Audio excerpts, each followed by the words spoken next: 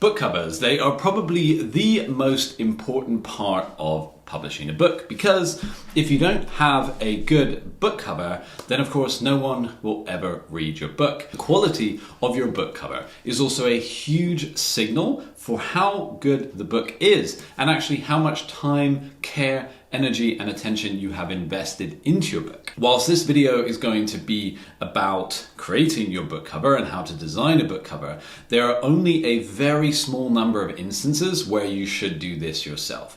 99% of authors should hire a professional book cover. And there is a huge number of reasons why you should do that. Not only does it come down to the design skills, but crucially, when it comes to book covers, much of the book cover is actually a signal for, of course, what the book is about, what genre is it.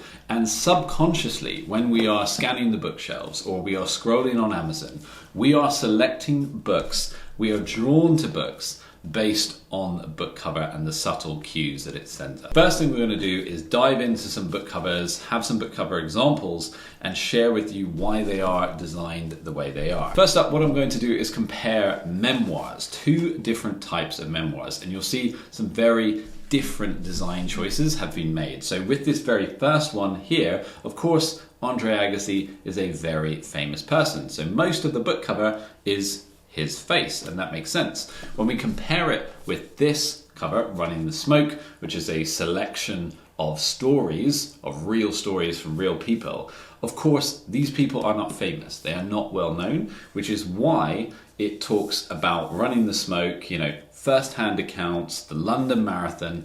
It's conveying what the book is about in a completely different way to this book. And these types of design choices are really important. And of course, color as well, the actual font chosen for the cover is huge. Then when we move on to something like a business book, again, it's really obvious what this book is about. Color choices are also dictated by the genre that your book is aimed at. It's very white, it's very clean, it's quite corporate. And then if we compare that to some other books that we have here, we have The Wager and we have Wild. You'll also see that the color choices communicate different things and attract a different audience. For example, this one has more feminine colors, and of course it's more aimed at females, and The Wager has different color choices. Again, it's aimed at more of a male audience. That's just a small selection of some book covers, and you can see why the design and that initial ideation is so important. And of course, working with a professional is so important, because they will steer you and they will make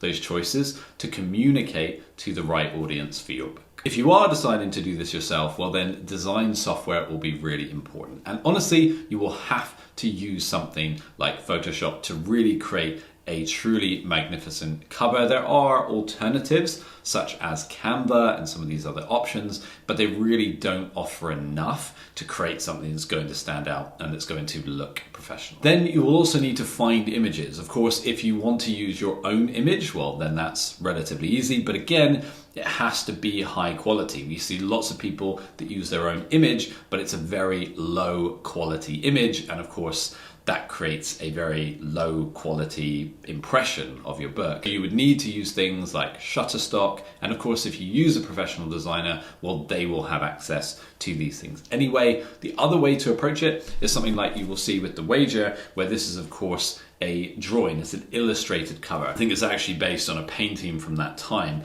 but we can create illustrations like this for your cover. So professional illustrators will create things like that, these types of drawings to make sure it's very specific and make sure that it stands out. The other element that's often overlooked is the cover dimensions when it comes to designing your cover professionally.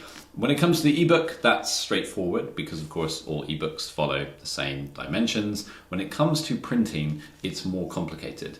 You have things such as bleed to think about, which is around the edges of the book, which is where you get bleed of the actual ink when it's created. You also have to think about where the book is going to be cut when you create your cover. We see this very often when people don't think about that. You get text that then sits too close to where the cutting marks are. These are very small adjustments that need to be made, but they're very important, and they are the difference between a cover that looks really professional, looks excellent, and is a book that you think, oh yes, I would buy that, and a book that you think, oh, no effort has gone in here, I'm not going to purchase that book. Picking back up on something that I mentioned earlier as well is the font that you will see across different covers. Of course, communicates very different things to the audience and to someone who might potentially read your book. So that's something to really think about very carefully, is these types of choices. Again, with a professional, they will know what's best and they will be able to advise on that. A couple more points that I wanted to leave you with about covers. So testing of the design. Now, this story comes from Tim Ferriss, who wrote the 4-Hour Workweek, 4-Hour Chef, 4-Hour Body, and has been a New York Times bestselling author multiple times. But when he was creating his first book, one of the smartest things that he did, he took a book jacket like this one, and what he did was he put it around other books in the bookshop, and then he sat back across from the shelf with a pen and pad, just made a note of every time someone picked his book up off the shelf, and he would rotate different book jackets and put them in different places. He collected all this data on which book cover was the most popular, and that meant he wasn't just sitting there thinking which of these book covers is going to perform the best.